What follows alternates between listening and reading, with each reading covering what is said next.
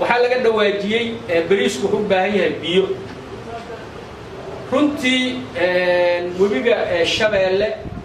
sanadahan dambe sida uu yahay muxuu ahaay aada taqana ayaa looga sii dayrinaya hadda jadwalka aqoon-yahanadu ay soo gudbiyeen bariis wax soo saara deyrta kama horeeyo sababta hadda guga tijaabadii kale hadday ku celiyaan waa deyrta wixii bariis wax soo saar oo rasmiya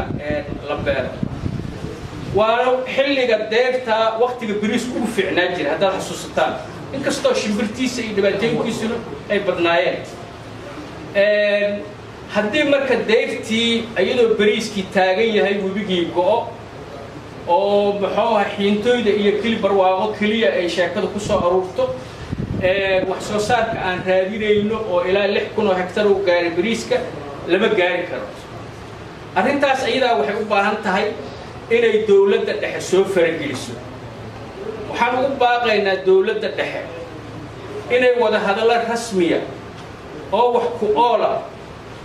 oo muhiimadda koowaad leh ay la gasho dawladda aan dariska nahay Itoobiya oo ay kala gasho maareynta webiga Shabeelle iyo sida sharciga caalamiga ah uu qabo in dawladda Soomaaliya iyo beeraleyda Soomaaliyeed ay ka helaan qaybta ay xaq u leeyihiin biyaha Hirshabeelle iyo Koonfur Galbeed aaday runtii arrintaas u khusaysaa bariisamaadkii waxaad xasuusataan bariiska waxaa laga beeri jiray Hawaii intay ku taal mataqaanin waa sablaale ka sii gadaal meesha bariis laga tacbi jiray haddana waxaan cabsi ka qabnaa bariiska laga beero jowhar deyrta inuusan biyo ku filan inuusan helin arrintaas ayadaahu horumarka ayay khusaysaa amnigay khusaysaa noloshay khusaysaa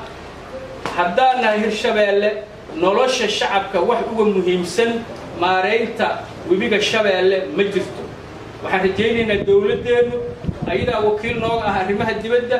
arrintaas si dadnimo leh inay gorgortan iyo wada hadal ay uga bilowdo sharciga caalamku wuxuu qabanay noo soo dhiciyaan annaguna wixii farsamo oo aan ku kaabi karno waa ku kaabaynaa waxaan mar labaad u mahad celinayaa shirkadaha danwadaag oo runtii hawshan bilaabay waxay muujiyeen isxilqaanka ay isxilqaameen in wadankooda la xajaclo oga jirto xoolahooda ay ku aamineen rajo ay ka leeyihiin annaguna waxaan ballan qaadaynaa inaanaan waxba ka daba dhigan wax alla wixii aan la garab istaagi karnan aan la garab istaagno wassalaamu calaykum